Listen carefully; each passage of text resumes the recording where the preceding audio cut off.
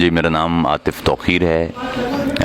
میں لکھتا ہوں، میں صحافی ہوں پیشہ کے اعتبار سے، لیکن میرا اصل میں ظاہر ہے تعارف شاعری ہے، اور جو اس کے علاوہ قلم کار کے طور پر میں اپنی کنٹریبیوشن اپنے معاشرے، اپنے لوگوں کے لیے وہ لکھ کر اس سے جڑنے کی کوشش کرتا ہوں. دیکھیے، بات یہ ہے کہ عام لوگوں تک جو میڈیا کے ذریعے پیغام پہنچ رہا ہے وہ انتہائی اس لحاظ سے زہر آلود ہے کہ اس میں ہمارے معاشرے میں کوئی بھی اچھا معاشرہ، اس کی خاص بات یہ ہوتی ہے کہ اس میں مختلف نقطۂ نگاہ ہوتے ہیں. ہمارے ہاں معاشرے میں ایک خاص نقطۂ نگاہ ہے، اور اس سے نا اتفاقی یا اختلاف کرنے والے ہر شخص پر یا تو آپ ایجنٹ کا لقب لگا دیتے ہیں یا اس پر غدار کا لقب لگا دیتے ہیں، اور آپ جو انسانوں کے درمیان اختلاف کی وجہ سے تنوع پیدا ہوتا ہے، ڈائیورسٹی ہوتی ہے، اسے آپ روکنے کی کوشش کرتے ہیں. اور اس کا نقصان یہ ہوتا ہے کہ ہمارا معاشرہ وہ ایک ایسے کھائی میں گرتا جا رہا ہے جس میں ہر وہ آواز جو آپ کو بتاتی ہے کہ آگے اور تباہی ہے، وہ آپ خاموش کراتے چلے جاتے ہیں. اور اس لیے جو میڈیا ایسے موقع پر جو کردار ادا کر سکتا تھا، وہ اس لیے نہیں کر سکتا کہ پاکستان میں لکھنا یا پڑھنا یا بولنا، وہ اس پر بے شمار پابندیاں ہیں.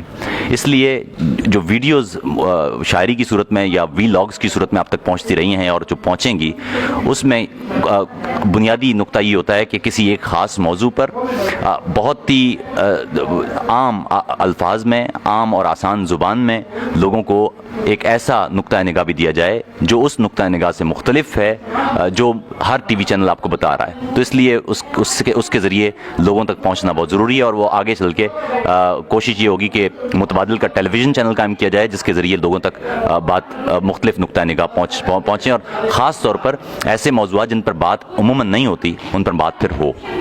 آپ نے جس طرح فرمایا کہ یہ جو پاکستانی میڈیا ہے وہ کافی حد تک کنٹرول ہے، آزاد نہیں ہے. سوشل میڈیا پہ جس طرح آپ باقی لوگ ہم کام کرتے ہیں، تو یہ میڈیا کیوں کنٹرول ہے اور کیوں لوگوں کے ہاتھوں میں ہے، اور اس کو کس طرح انڈیپینڈنٹ اس کو آزادی دلا سکتے ہیں؟ دیکھیے، تو بڑی ڈیپ ڈیبیٹ ہے. ہونا تو یہ چاہیے تھا. دنیا بھر میں ایسے ہوتا ہے کہ جب آپ عوام سے پیسے لے کے کوئی ٹیلی ویژن چینل چلا رہے ہوتے ہیں، یعنی پاکستان میں خاص طور پر اگر پاکستان کی بات کریں تو پاکستان میں لوگ فی دیتے ہیں ٹیلی ویژن کی. ہر گھر سے وہ بجلی کے اس وقت بل میں کٹ کے جاتے ہیں پیسے. اس لیے ایسے ٹیلی ویژن چینل کو عوام کی ملکیت ہونا چاہیے تھا، نہ کہ سرکار کی. اس کو عوام کو کنٹرول کرنا چاہیے تھا. لیبر یونینز کنٹرول کرتی ہیں، اسٹوڈنٹ یونینز کنٹرول کرتی ہیں، وکلا کرتے ہیں، سول سوسائٹی کرتی. اس طرح سے اس کا جو ایجنڈا ہے وہ سیٹ ہوتا ہے. لیکن ہمارے ہاں یہ ہے کہ پیسے وہ ہم سے لیتے ہیں اور بات اپنی کرتے ہیں. اچھا، دوسری بات یہ ہے کہ جب بھی ریاست کوئی ایک بیانیہ بنانے کی کوشش کرتی ہے تو وہ سب سے پہلے اس کا کام یہ ہوتا ہے کہ وہ بچوں کی کتابیں اپنے قبضے میں کر لیتی ہے، اور جو اس کو پڑھانا ہوتا ہے وہ پڑھاتی ہے، اور میڈیا کو اپنے قبضے میں کر لیتی ہے تاکہ جو عوامی رائے عامہ ہے اسے کسی طرح سے مینیپولیٹ کیا جائے. اور وہ پاکستان میں بڑے زبردست طریقے سے ہو رہا ہے. سوشل میڈیا جب سے آیا ہے، اب مختلف آوازیں آپ کو سنائی دیتی ہیں، لیکن آپ یہ دیکھیں گے کہ سرکار اس سے اس قدر خوفزدہ ہے کہ وہ ایسی ہر آواز کے خلاف اپنے جو لوگ ہیں، جو بھرتی کیے ہوئے لوگ ہیں، ان کو وہ القابات اور نازیبا زبان اور گالیاں اور اس انداز سے پیش کرنے کی کوشش کرتے ہیں تاکہ وہ بات نہ کر سکیں یا انہیں لیبل کر دیا جائے. مزے کی بات یہ، پہلے کہا جاتا تھا غدار، اور اب میں نے کچھ عرصے میں دیکھا کہ وہ ڈائریکٹ آپ کو کہیں گے کہ آپ کافر ہیں، یا اب تو ایک نیا سلسلہ شروع کر دیا کہ جو بھی شخص سوال کرے اس کو آپ کہنا شروع کر دیں کہ وہ احمدی ہے. کیونکہ آپ کسی بھی شخص کو مارجنلائز کر کے بڑے آسانی سے اس کی بات ہے. ہمارے یہاں ہونا یہ چاہیے تھا کہ آپ کوئی بھی شخص ہے، اس کی بات سے اختلاف کیجئے، اس کی بات سنیے. اس کی بات ٹھیک بھی ہو سکتی ہے، اس کی بات غلط بھی ہو سکتی ہے. میں عاطف توقیر ہوں، میں ایک رائٹر ہوں، میری بات ٹھیک بھی ہو سکتی ہے، میری بات غلط بھی ہو سکتی ہے. مجھ پر کوئی وحی نہیں اترتی ہے، نہ میں کوئی پیغمبر ہوں. میں ایک عام سا آدمی ہوں. میرا کام یہ ہے کہ میں جو دیکھوں، دنیا کو جس نگاہ سے میں دیکھوں، وہ میں اپنے لوگوں سے بانٹ دوں. اگر اس میں کوئی خرابی ہے، اس کی نشاندہی کیجئے. آپ کہیے کہ فلاں حقائق جو آپ نے بیان کیے ہیں وہ ٹھیک نہیں تھے. اصل میں حقائق یہ ہیں، کوئی اعتراض کی بات نہیں ہے.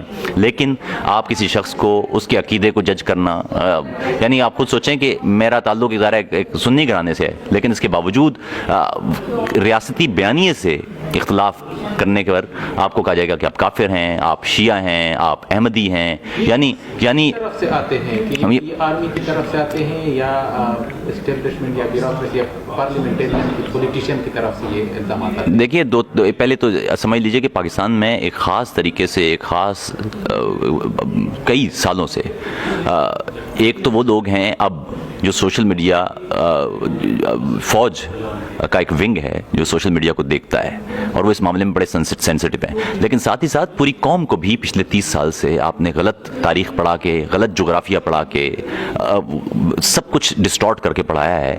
اس کا نتیجہ یہ کہ وہ بھی سمجھ نہیں پاتے کہ یہ جب ہم بات کرتے ہیں انسانی حقوق کی، جمہوریت کی، اب دیکھیں نا پاکستان میں ایک عام آدمی بھی وہ جمہوریت کو گالی دیتے ہوئے وہ یہ کہہ رہا ہوتا ہے کہ جمہوریت کی ہمیں ضرورت نہیں ہے، حالانکہ ان کو معلوم ہونا چاہیے کہ جمہوریت سے مراد ہے جمہور آپ اپنے آپ کو گالی دیتے ہیں جب آپ یہ کہتے ہیں کہ جمہوریت ٹھیک نہیں ہے۔ سیاستدان غلط ہو سکتا ہے، اس لیے سیاستدان غلط ہو سکتا ہے کہ جو سیاستدان آپ دیکھ رہے ہیں یہ سارے سیاستدان بھی اسٹیبلشمنٹ کے لائے ہوئے سیاستدان ہیں۔ یہی بات ہم کریں گے کہ پچھلے دنوں جو کیپٹن صفدر تھا اس نے جو بیان دیا پارلیمنٹ میں، اور پھر جو وہ ایک گیلری میں جو نعرے لگا رہا تھا ممتاز قادری کی اور جو احمدیوں کے خلاف باتیں کر رہا تھا، تو وہ لوگ یہ کہتے ہیں کہ جو پاکستان کا جو آرمی چیف ہے اس پہ بھی الزام لگتا ہے کہ یہ احمدی ہے، تو یعنی یہ ایک اٹیک تھا اس پہ کہ اس کو جو ہے نا، یعنی وہ نواز شریف کو جس طرح ہٹایا گیا، وہ کہتے ہیں کہ عدالت کے نیچے آرمی کا ہاتھ ہے، اور اب وہ یہ احمدی کے نام پہ آرمی چیف کے خلاف جو ہے نا نعرے لگاتے ہیں، یعنی اس کو انڈائریکٹلی بلیم کرتے کہ یہ احمدی ہے، نفرت پھیلاتے ہیں۔ تو یعنی پولیٹیشین بھی اس میں انوالو ہے کافی حد تک۔ جی ہاں، اور اس کا نتیجہ بڑا خطرناک نکل سکتا ہے۔ بات یہ کہ آپ اپنے ذاتی جھگڑے ہیں ان کو ایک طرف رکھیں، مسئلہ یہ ہے کہ آپ کسی ایک خاص کمیونٹی کو اس طرح براہ راست نشانہ بنائیں گے تو ان کی زندگیوں کو خطرہ لاحق ہو جائے گا۔ پاکستان میں کوئی شخص شیعہ ہے یا سنی ہے، کوئی شخص مسلمان ہے کہ نان مسلم ہے، ریاست اس طرح کسی شخص کو، کسی ایک عقیدے کو اس طرح ٹارگٹ کرے گی تو ان لوگوں کی زندگیوں کے بڑے شدید مسائل ہیں۔ اور دوسری بات یہ ہے کہ ریاست کا کام نہیں ہے یہ کہ وہ یہ طے کرے کہ اگر وہ سنی ہے تو کون سا والا سنی اسے ہونا چاہیے، اگر وہ شیعہ ہے تو کون سا والا شیعہ ہونا چاہیے۔ یہ بالکل غلط بات ہے کہ کسی شیعہ کو دیکھیں اور کہیں کہ تمام کے تمام شیعہ کے تعلقات ایران کے ساتھ ہیں، یا کسی سنی کو دیکھیں تو کہیں کہ تمام کے تمام سنیوں کے تعلقات سعودی عرب کے ساتھ ہیں، یا کسی احمدی کو دیکھیں تو کہیں کہ آپ یہ تمام احمدی غدار ہیں یا ایجنٹ ہیں۔ یہ بہت خطرناک بات ہے، بہت خوفناک بات ہے، اور سیاستدانوں کو خصوصاً یہ بات سمجھنی چاہیے کہ اپنے ذاتی مقاصد کے لیے اگر آپ نے معاشرے کے کسی ایک سیکٹ کو، کسی ایک اکائی کو، کسی ایک برادری کو اس طرح نشانہ بنایا تو اس کے نتائج بھیانک ہوں گے۔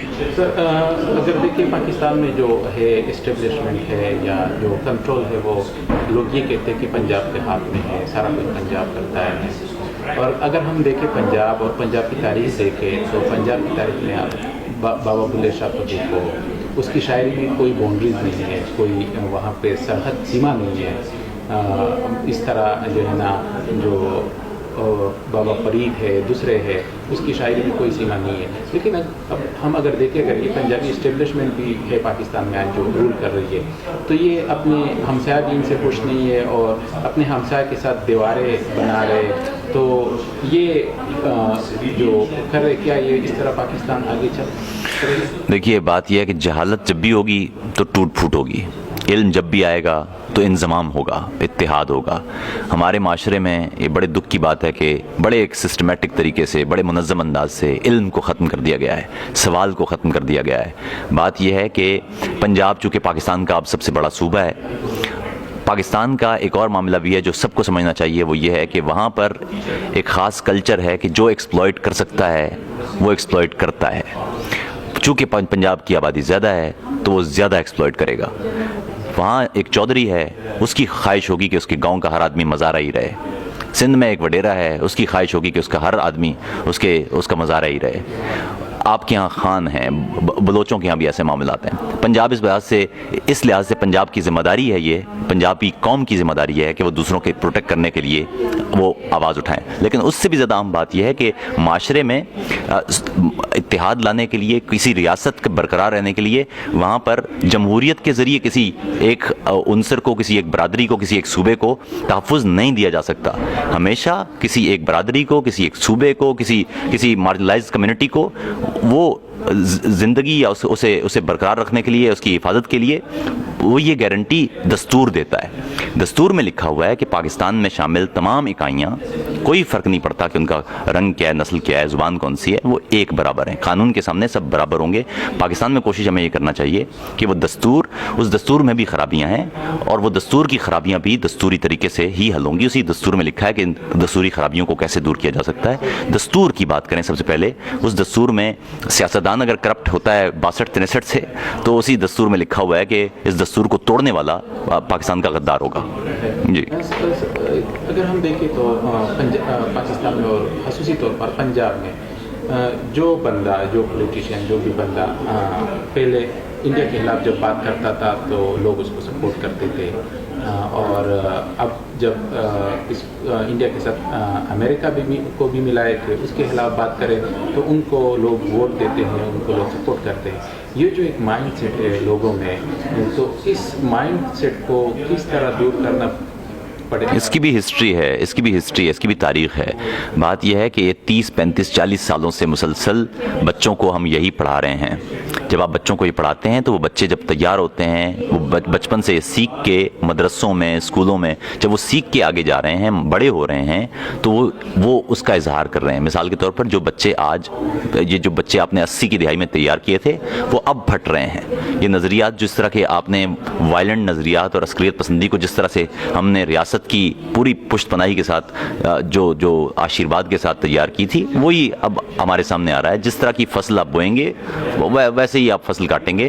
اس کا طریقہ یہی ہے کہ سب سے پہلے نصابی کتب تبدیل ہوں، وہاں پر سوال کی جگہ بنائی جائے، وہاں پر گفتگو اور بحث کی جگہ بنائی جائے. اور دوسری بات، معاشرے میں جو لوگ معاشرے کے مین سٹریم نیریٹو کے علاوہ بھی بات کریں، ان کی بات سنی جائے. جو شخص قوم پرست ہے اس کی بات بھی سنی جائے، جو شخص پروگریسو ہے اس کی بات بھی سنی جائے، جو انتہائی دائیں بازو کا ہے اس کی بات بھی سنی جائے، اور جو انتہائی بائیں بازو کا ہے اس کی بات بھی سنی جائے. گفتگو کا معاشرہ قائم کریں، جب ہی ہم باقی رہ سکتے ہیں. باقی میں اس بارے میں بڑا واضح ہوں کہ اگر ہم نے یہ اس وقت ایک نیریٹو پر زندہ رہنے کی کوشش کی تو ملک اس طرح سے قائم نہیں رہ سکتا. آخر میں سر یہ کہ جب پاکستان میں کوئی حق کی بات کرتا ہے تو اس پہ الزام لگتے، جس طرح آپ نے بھی کہا کہ الزام لگتے کہ یہ غدار ہے یا یہ کافر ہے. اور جب ہم دیکھیں، جب کسی شخص پہ بھی پاکستان میں یہ الزام لگ جاتا ہے کہ یہ بندہ غدار ہے یا یہ بندہ کافر ہے، تو اس طرح لگتا ہے کہ یہ بڑا کام والا بندہ ہے اور یہ واقعی سمجھدار بندہ ہے. تو آپ پہ بھی اس طرح کوئی الزامات لگے ہیں؟ کیونکہ آپ کی بھی ویڈیوز آتے ہیں اور آپ کی نظم بھی ہے، وہ نظم بھی آپ سے ہم سنیں گے. تو الزامات تو سمجھ لیں یہ صرف 70 سال کی بات نہیں ہے، یہ پچھلے 1400 سال سے اسلام کے بعد سے جو بھی آدمی بڑا آدمی تھا، ہمارے جتنے بھی ائمہ ہیں ان پر بھی الزامات لگتے رہے ہیں. جتنے بھی لوگ جو سائنٹسٹ تھے، الزامات بھی لگتے ہیں اور آج کل تو خوب گالیاں بھی. ہاں ظاہر ہے اس وقت خیر گالیوں والا سلسلہ نہیں تھا، لیکن خیر بہت ساروں کو وہاں پر بھی اس وقت بھی گالیاں پڑی ہیں. سائنسدان جتنے بھی مسلمان سائنسدان تھے انہیں اس طرح کے الزامات کا سامنا کرنا پڑا ہے. شاہ محدث دہلوی پر اس طرح کے الزام لگے ہیں، شاہ ولی اللہ پہ الزامات لگے ہیں، اقبال پر الزامات لگے ہیں، قائد اعظم کو کافر اعظم کہا گیا ہے. تو جو بندہ بھی عام، ہاں سب وہ تو جو آدمی بھی سمجھدار ہوگا، جو آدمی سوچنے سمجھنے کی آپ کو دعوت دے گا، اس پر ایک خاص طبقہ ہے جو سمجھتا ہے کہ وہ ٹھیک ہے، حالانکہ وہ کتاب نہیں پڑھتا. اس کے لیے آپ کی ایک نظم ہے غدار، اگر جی میں پڑھ دیتا ہوں کہ بھوک غدار ہے، بھوک میں پیٹ پر ہاتھ رکھنا گناہ، پیاس غدار ہے، پیاس میں آسمانوں کو تکنا گناہ. لفظ غدار ہیں، سچ میں لپٹے ہوئے جستجو کے نئے راستے کھولتے. لفظ غدار ہیں، سچ بھی غدار ہے. فہم و ادراک دیتا ہوا سچ کسی دوسرے ملک کا کوئی جاسوس ہے. خواب غدار ہیں، خواب غدار ہیں. زندگی کو نئی کروٹیں بخشنے والے سارے تصور، نئی جستجو کے قرینے، نئے راستے پر اٹھائے گئے سب قدم، سب سوالات غدار ہیں. وقت غدار ہے، وقت کا ساز و آہنگ بھی اور نئی لے پہ اگتی صدائیں بھی غدار ہیں. بھوک کے راج پر، خوف کے آج پر، غم کی آواز پر ناچنے والے سارے مداری محب وطن. دیس میں بسنے والا ہر ایک سچ پسند، ظلم و وحشت سے دوری پہ ہر کاربند. سانس لینے کا حق مانگنے والا ہر نوجوان، زندگی کی رمق کھوجنے والا ہر خاندان. سارے غدار ہیں، سارے جاسوس ہیں. حاکموں، سپہ سالاروں، اشرافیہ کے اشاروں پہ نہ ناچنے والے کفار ہیں، ناقدین سازشی، سوچنے والے گستاخ ہیں، اور وہ سارے قلمکار ایجنٹ ہیں جو نگوں سر نہیں، وہ جنہیں فطرت سبز نے جاں فشانی سے لوگوں کے چہروں پہ اگتی تھکن، وحشتیں، تیرگی، دور پرشور کی سچی تاریخ میں ٹانک دینے کی گستاخیوں کا جریدہ کیا۔ آیت مفلسی سے کوئی سرکشی، گنبد تشنگی پر شکایت کوئی، مذہب تیرہ بختی کی توہین ہے۔ اپنی دھرتی کے غلے سے اپنے لیے کوئی حصہ طلب کرنا الہاد ہے، اور ویسے بھی گندم تو شیطانیت ہی کی ایجاد ہے، بھوک غدار ہے۔ سر، پاکستان سے بات کرنے کا بہت بہت شکریہ۔